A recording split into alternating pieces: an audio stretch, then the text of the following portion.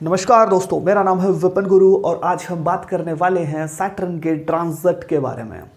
शनि जा रहे हैं कुंभ राशि में 17 जनवरी 2023 से। ये रहने कब तक वाले हैं? 29 मार्च 2025 तक और लगभग रात्रि के 11:02 है ना। इसके बाद ये मीन राशि में चले जाएंगे। लेकिन आज हम बात करने वाले हैं कि जब तक शनि जो है कुंभ राशि में रहेंगे तो इसका प्रभाव क्या रहने वाला है कर्क लगन वालों के लिए। अगर आपका कर्क लगन है तो ये वीडियो बहुत खास होने वाले हैं आपके लिए।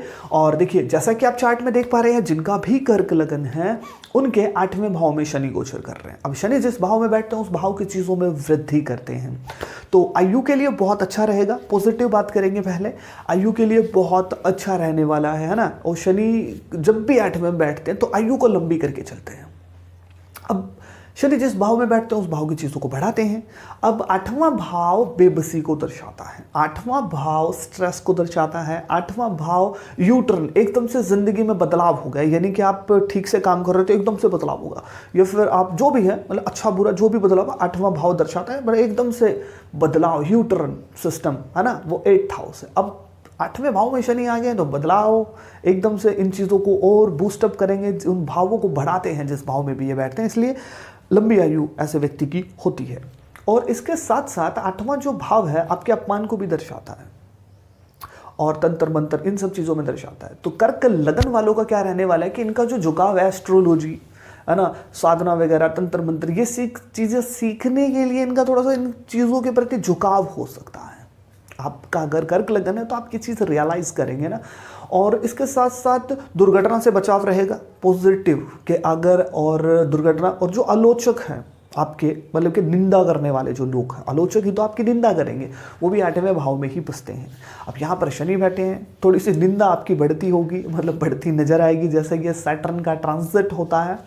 और इसके साथ साथ देखिए 8वें भाव में जितनी भी चीज़ें हैं वो आपकी बढ़ जाएंगी, आपकी जिज्ञासा बढ़ेगी तंत्र मंत्र, एस्ट्रोलॉजी, इन सब चीज़ों के प्रति। और ऐसा हो सकता है कि आप रिसर्च करें, क्योंकि 8वें भाव से रिसर्च भी देखी जाती है। अगर आप कोई पीएचडी वगैरह कर रहे हैं, स्टूडेंट है, किसी चीज़ के ऊपर रिसर्च कर रहे हैं, तो बहुत अच्छा रहने वाला है ये सैटर्न का जो ये ट्रांजिट होगा। रिसर्च में आपको कामयाबी मिलेगी। तो यहाँ सैटर्न जो बैठे हैं, दुर्घटना से भी कहीं ना कहीं आपका बचाव रहेगा। दुर्घटना भी हम 8वें से ही देखते हैं, लेकिन आपका बचाव रहेगा। अब बात कर लेते हैं कि इसकी दृष्टियां क्या कहती है। पहले तो 10वें भाव के ऊपर दृष्टि रहने वाली है। अगर आपका काम सैटर्न से संबंधित है तो फिर तो आपकी बल्ले बल्ले होने वाली, यानी क्या लोहे से संबंधित, कबाड़ से संबंधित है, या फिर शनि से संबंधित जितने भी काम हैं उनसे संबंधित आपका काम है तो आपके लिए अच्छा है। नहीं तो शनि की दृष्टि जहाँ पड़ती है उस भाव में खराबी, कमी है ना देखने को मिलती है। 10वां भाव आपका मान सम्मान है, तो थोड़ा आपका मान सम्मान लड़खड़ा सकता है मतलब जैसे ये सैटर्न का ट्रांजिट होता है। और इसके साथ साथ आपकी जॉब में बदलाव हो सकता है। आपका ऐसा हो सकता है कि आप छोड़ दें या फिर आपकी बदली वगैरह हो जाए, तो आपका 10वें भाव के प्रति आपको चिंतित हो सकती है, इनसिक्योरिटी देगा जैसे ये सैटर्न आपके 8वें भाव में गोचर करेगा। इनसिक्योरिटी रहेगी आपको काम काज को लेकर के, क्योंकि यहाँ से शनि 10th हाउस को देखें। इस दौरान अगर आप शराब पीने वाले व्यक्ति हैं है ना, और आपकी संगति गलत है, तो आपका फिर कामकाज खराब हो सकता है। अब ये चीज़ देखने को मिल सकती है ना।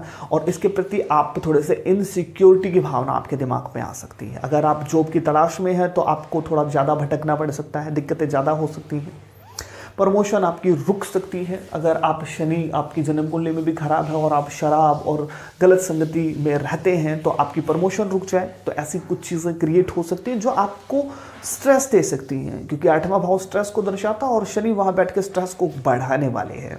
अब यहाँ से जो शनि है दूसरे भाव को भी देखेंगे, जैसे कि दूसरे भाव में धन है तो धन में कुछ कमी देखने को मिलेगी। अगर आपका कर्क लगन है, फैमिली है तो फैमिली वालों के साथ कलह हो सकती है। अगर आपके पास धन नहीं है तो फैमिली वालों के साथ फिर मतलब कि कलह होनी संभव है, क्योंकि ऐसा देखने को मिलता है जब पैसे ना हो, ये तो मतलब कि आप सब जानते हैं, तो फिर फैमिली के कुछ ताने वगैरह हो सकते हैं। मतलब लॉजिकली हम बात करें तो फिर थोड़ी दिक्कतें आती हैं। और पैसे होते हैं तो फिर थोड़ा सा बचाव रहता है ना।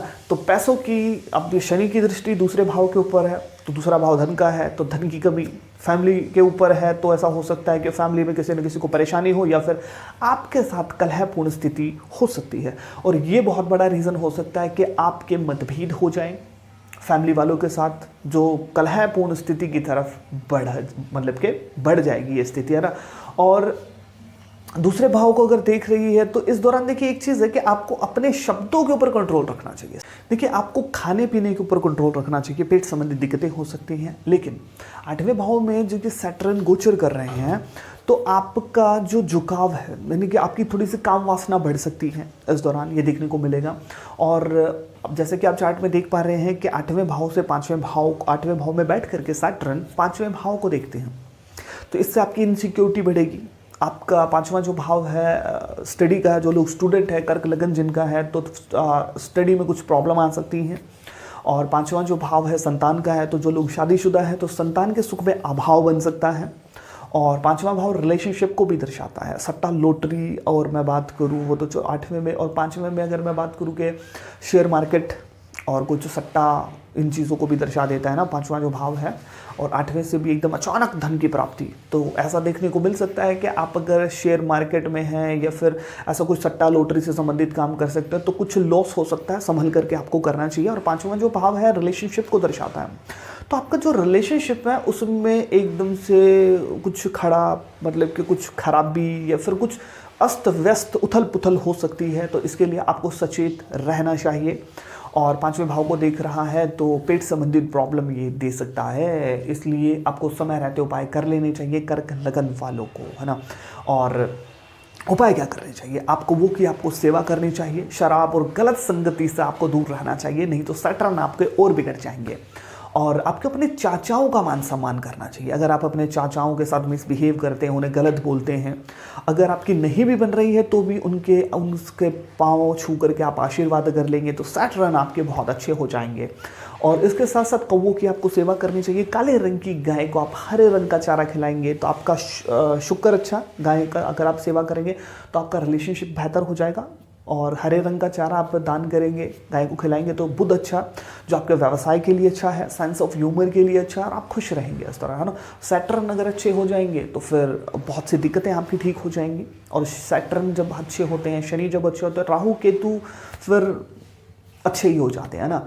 और इसके साथ साथ देखिए आप कि नौकरों के साथ मिसबिहेव नहीं आपको करना चाहिए, एम्प्लॉयज़ के साथ मिसबिहेव नहीं करना चाहिए, अहंकार का त्याग आपको करना चाहिए। अगर आप अहंकार रखते हैं तो फिर सैटर्न आपका खराब हो ही जाएगा। वीडियो आपको कैसी लगी कमेंट सेक्शन में जरूर बताइएगा। आप मुझे इंस्टाग्राम के ऊपर फॉलो कर सकते हैं, वेपन गुरु चैनल।